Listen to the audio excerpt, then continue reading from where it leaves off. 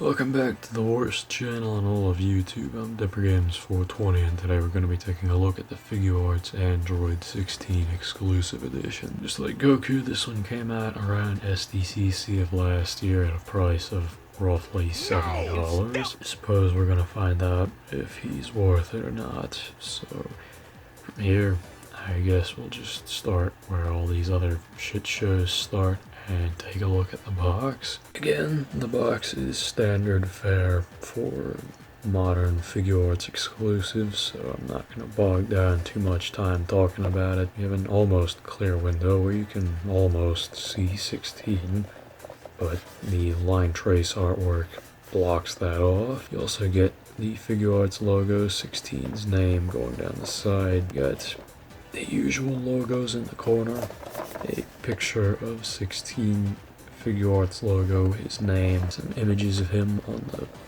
back, and some blurbs. Figuarts 16 exclusive edition, his face, Figuarts blurb up top, picture of his face, his name, and the logo all on the bottom.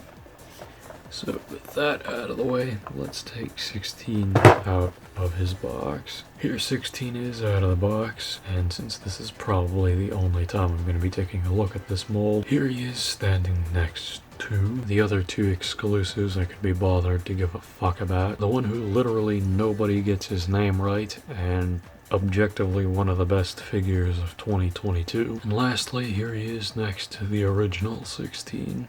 And yes, I am reusing footage from an older version of this review because I could not be bothered to get him out of the box. Fuck you! I hate all of you! Taking a look at 16's paint and sculpt, it's pretty good, all things considered. The sculpt work is the same as the old one, and that was pretty good. It was relatively close to the source material. He's a little out of scale, but I don't think it's too awful. The detail in the sculpt is pretty nice. You get some musculature detailed all throughout, some little crease lines in his armor, and what appears to be treads going down the abs there, and that all looks nice. The armor itself is a matte finish where the original was obviously glossy and also has a lot of shading on it, and it looks really, really good. I think this absolutely destroys the original by a long shot. The only real thing that I'd say on this front that isn't too good is the face, particularly the lines. This is probably the spurgiest nitpick I could probably have about this figure, but the eyes do not line up with the promotional pictures. In the promotional pictures you can see he has black lines for his eyes, but for some reason on the retail product, so for some reason he has a red outline. Is it the end of the world? Of course it fucking is, but ultimately this is a world-ending threat that you are not going to notice, so take it very, very seriously if you do see your 16 like this. Another small detail on this figure before we wrap this section up, and not only did they add a weird looking glow effect to the Hell Flash, they also added a silver paint job on the inside of his gauntlet. And I think this looks cool, but I honestly have to question what the point of this was, because this is inevitably going to scratch off. So that about does it for this section. Let's move into his accessories. Now you may ask yourself, where are the other accessories here? I mean, surely 16 came with something else. Clearly I must be forgetting something, right? No, this is the same as the original, and it is a very pitiful spread of accessories. Not counting the stern face and the hands that are already on him, or the gauntlets as accessories, you get 3 alternate heads, a smirk, yelling, and damaged head. Damaged head is still pretty cool, missing the damage effect from the original where he had scratches on the side of his head, but it's not the end of the world. The other 2 faces are perfectly fine. I think the screaming face definitely looks a little weird. I feel like the eyes were too small on that head, but other than that, they're fine. and you also get a pair of grappling hands.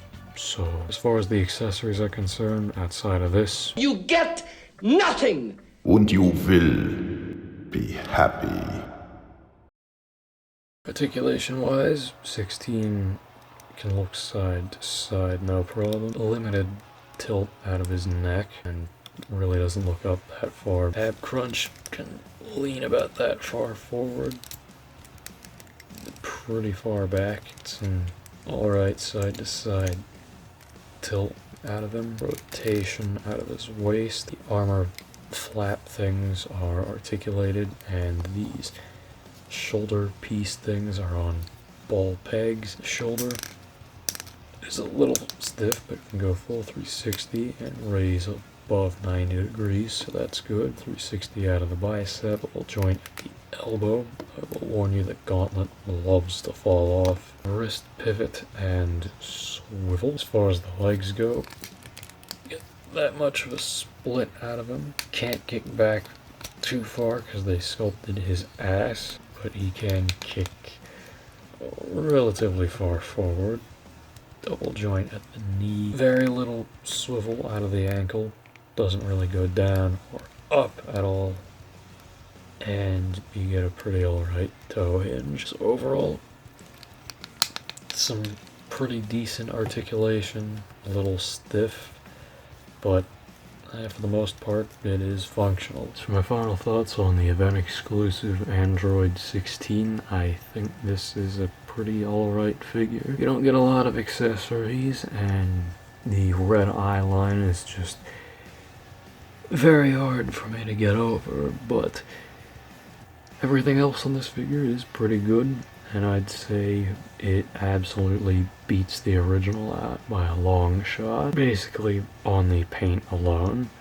That said, you may have some stiff joints fresh out of the box, and you might want to put some shock oil on him, but other than that, yeah, this is a pretty solid release overall, and he will look very, very nice on a shelf, especially when paired with the other two exclusive androids. But with all that said, this has been the Pregames 420, and I'll see you guys next time.